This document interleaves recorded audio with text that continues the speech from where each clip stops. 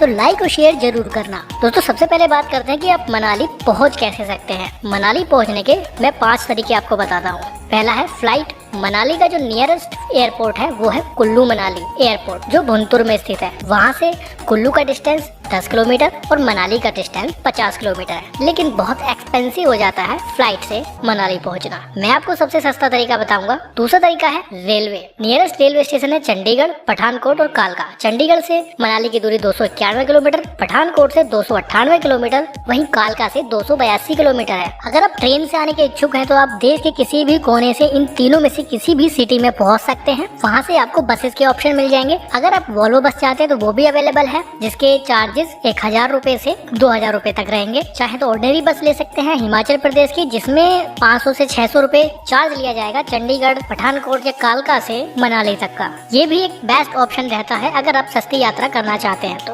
तीसरा एक तरीका है कि आप अपनी बाइक, कार या टैक्सी लेकर आ जाइए, लेकिन इसमें भी काफी ज्यादा खर्चा हो जाता है। अगर आप अपनी बाइक, कार या टैक्सी लेकर आते हैं तो मनाली में एंट्री करने से पहले आपको ग्रीन टैक्स देना होगा। अगर आप बाइक लेकर आते हैं तो आपको 100 रुपए ग्रीन टैक्स देना होगा।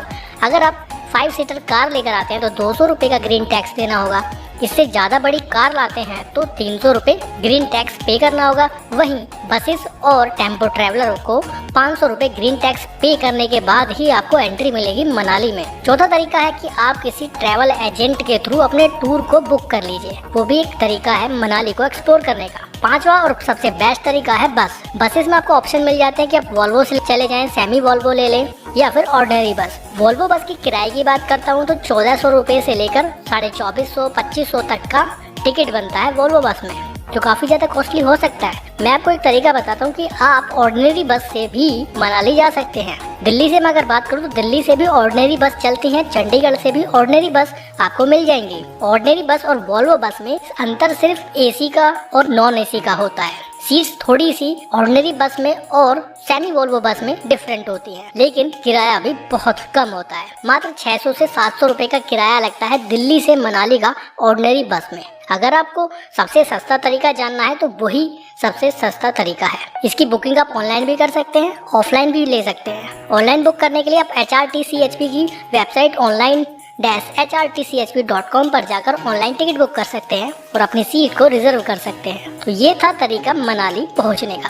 5 अलग अलग तरीके मैंने मनाली पहुंचने के बताए। जो आपको बेस्ट लगे आप वो कर सकते हैं। आप देश के किसी भी कोने में हैं, आप इन्हीं 5 में से किसी एक तरीके से मनाली पहुंचेंगे। चॉइस आपकी, बजट आपका। दूसरी चीज, मनाली पहुंचने के बाद आती है माइंड में होटल। होटल बुक करने के भी 3 अलग अलग तरीके हैं। आप ऑनलाइन होटल बुक कर सकते हैं। ऑनलाइन अगर आप अभी भी चेक करेंगे तो 1000 रुपए से लेकर मैक्सिमम रुपए तक के होटल आपको मनाली में देखने के लिए मिल जाएंगे। और अगर आपने किसी ट्रैवल एजेंट के थ्रू पूरा टूर बुक किया है तो वो अपने होटल में आपको स्टे कराएंगे। तीसरा और सबसे बेस्ट ऑप्शन है कि आप ऑन द स्पॉट होटल को बुक करें। देखिए, अगर आप इंडियन हैं, हिंदुस्तानी हैं, तो आपके अंदर एक क्वालिटी तो जरूर होगी बार्गेनिंग करने की, और बार्गेनिंग करना सबसे बेस्ट है मनाली जैसे शहर के अंदर। आप होटल्स में भी बार्गेनिंग कर सकते हैं। जी हाँ, आपको मात्र 500 रुपए में मनाली में बहुत शानदार रूम मिल सकता है अगर आपके अंदर थोड़ी बार्गेनिंग करना और सर्च करने का टैलेंट है तो। माल रोड के आसपास बहुत सारे होटल्स हैं। उन होटल्स में प्राइस बहुत ज्यादा नहीं है। वहाँ आपको 500 रुपए में भी बहुत शानदार रूम मिल सकता है। ऑनलाइन जिस रूम की चार्जेस आपको 1000-1500 देने होते हैं, वही आपको ऑन द स्पॉट 500 रुपए में भी मिल सकता है। बट डिपेंड करता है सीजन पर। अगर आप ऑफ सीजन में जाते हैं, जैसे जुलाई से लेकर अक्टूबर तक, तो आपके पास ऑप्शन है कि आप on the spot he hotel book कर लीजिए। बट अगर आप पीक सीजन में जा रहे हैं तो बेस्ट है कि आप ऑनलाइन होटल बुक करें। ऑनलाइन होटल बुक करते वक्त हम भूल जाते हैं कि वहाँ से मेन रोड यानी मेन माल रोड की दूरी कितनी है। कभी कभी बहुत ज्यादा डिस्टेंस पे हमारा होटल होता है और हमें लोकल साइट्स को विजिट करने में काफी प्रॉब्लम होती है। ऑन द स्पॉट अगर हम बुक करते हैं तो ये सब चीजें हम इजीली देख सकते हैं। तो जो तरीका मैं आपको बता रहा हूँ ये बेस्ट है। ऑफ सीजन में अगर जाते हैं तो ऑन द स्पॉट वहीं से होटल बुक कर सकते हैं। सवाल उठता है कि कितने दिन का टूर बनाएं। ये भी एक अहम सवाल है। मेरे हिसाब से, मेरे एक्सपीरियंस के हिसाब से 2 दिन और 2 रात सफिशिएंट है मनाली के लिए। कोशिश करें कि मनाली आप अर्ली मॉर्निंग पहुंच जाएं ताकि वो दिन आपका काउंट हो जाए, आप लोकल साइट्स विजिट कर सकते हैं। 2 रात रुके, 2 दिन रुके, आप पूरा मनाली कवर कर लेंगे। चलिए, अब मनाली पहुंच गए, होटल बुक कर लिया, अब बात आती है लोकल साइट्स को विजिट करने की और वहाँ पर कितना खर्च करेंगे, कैसे उसको एक्सप्लोर करेंगे। सबसे सस्ते तरीके मैं बताऊंगा आपको मनाली को घूमने का। जिस दिन आप मनाली पहुंचेंगे, आप चाहें तो उस दिन वहाँ की लोकल जो आसपास की साइट्स हैं उनको विजिट कर सकते हैं, जैसे Hadimba Devi temple, club house, Manu temple, Vashisht temple.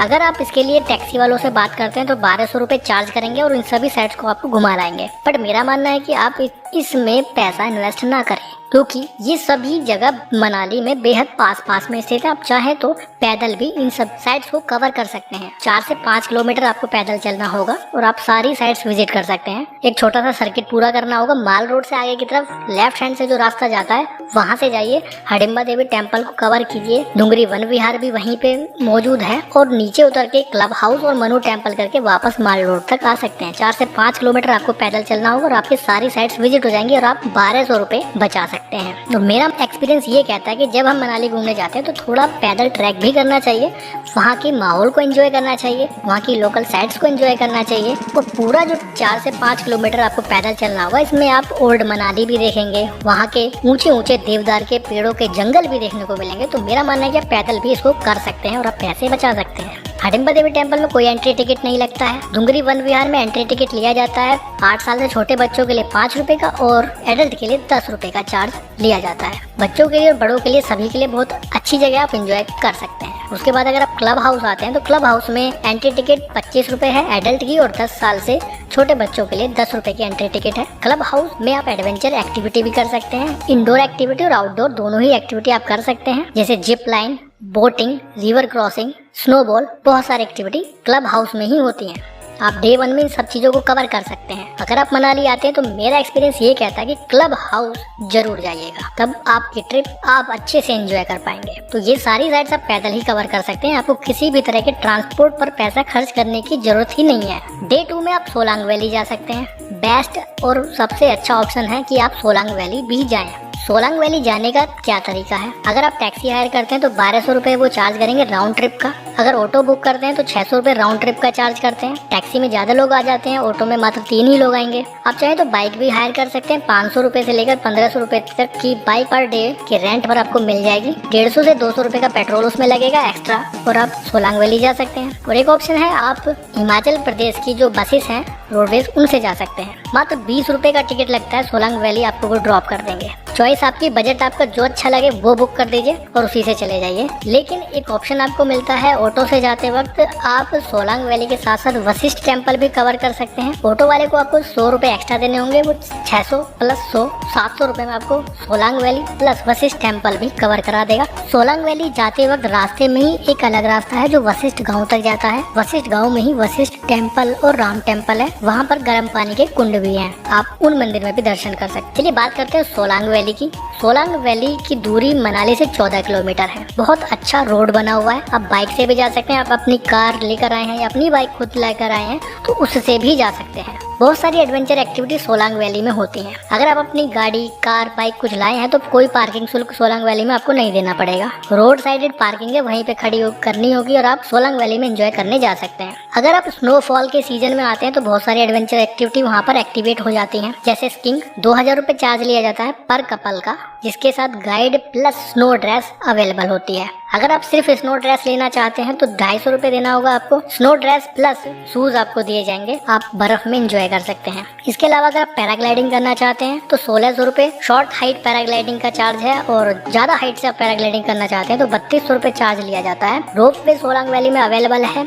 650 रुपये है रोप वे का चार्ज राउंड ट्रिप का। बट मेरा एक्सपीरियंस ये कहता है कि जो भी चीजें आप बुक करते हैं एडवेंचर से रिलेटेड, उसमें बार्गेनिंग जरूर करें। जितनी बार्गेनिंग आप अच्छे से कर पाएंगे, आपकी जो बजट का कॉस्ट है वो कम हो जाएगा, क्योंकि बार्गेनिंग मनाली में सबसे ज्यादा चलती है। एडवेंचर एक्टिविटीज में भी, यहाँ तक कि लोकल ट्रांसपोर्ट के खर्चे में भी बहुत ज्यादा बार्गेनिंग चलती है। अगर आप कम करा सकते हैं तो करा लीजिए और बहुत कम रेट हो भी जाता है। जिस एडवेंचर एक्टिविटी का वो 500 रुपये चार्ज बताते हैं उसे वो 100 रुपये में भी करवा देते हैं। ये मेरा खुद का भी एक्सपीरियंस रह चुका है मनाली के साथ। तो डे 2 में आप सोलांग वैली को कवर कर लीजिए। 2-3 घंटे 4 घंटे आप सोलांग वैली में बिताइए। अगर आप एडवेंचर एक्टिविटी करना चाहते हैं तो वो भी कर लीजिए। आसपास में होटल, खाने पीने के stall, coffee stall, tea shop, Maggi shop, सब चीज़ें अवेलेबल होती हैं, एंजॉय कर सकते हैं। कुछ लोग बोलते हैं कि रोहतांग पास जाएं या ना जाएं। देखिए, अगर आप फैमिली के साथ आए हैं, बच्चों के साथ आए हैं, एंजॉय करना चाहते हैं मनाली को, तो मेरा एक्सपीरियंस कहता है कि आपको रोहतांग पास जाने की जरूरत ही नहीं है। आप क्लब हाउस को कवर कीजिए, बहुत मजा आएगा। आप सोलांग वैली जाइए, बहुत एंजॉय करेंगे। माल रोड को एंजॉय कीजिए, आसपास के मार्केट को एंजॉय कीजिए, आसपास की लोकल दूसरी साइड्स को एंजॉय कीजिए। दो चीजें मैं आपको बता रहा हूँ, क्लब हाउस और सोलांग वैली।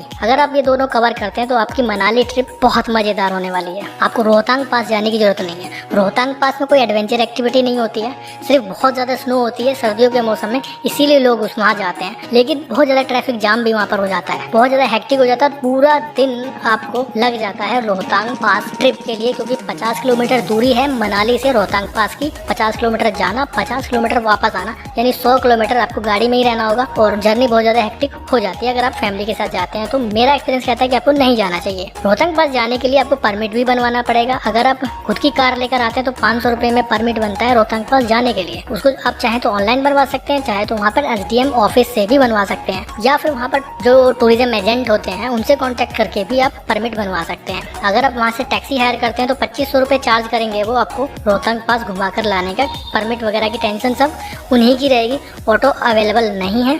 बस से जाते हैं तो 70-80 रुपये टिकट होता है एक आदमी का, लेकिन बहुत ज़्यादा हेक्टिक हो जाएगा। वापस आते वक्त आपको बस मिलने में प्रॉब्लम हो जाएगी।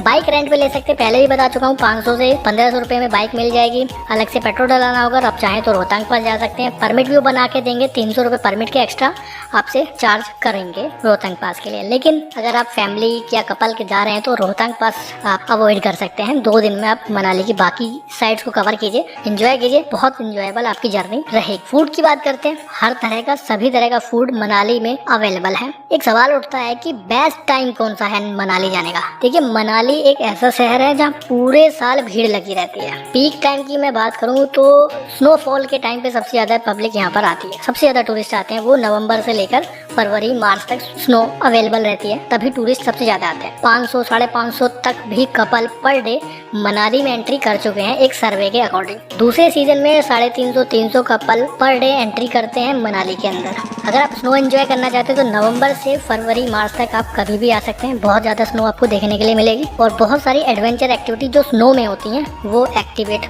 हो जाती हैं इन मंथ में।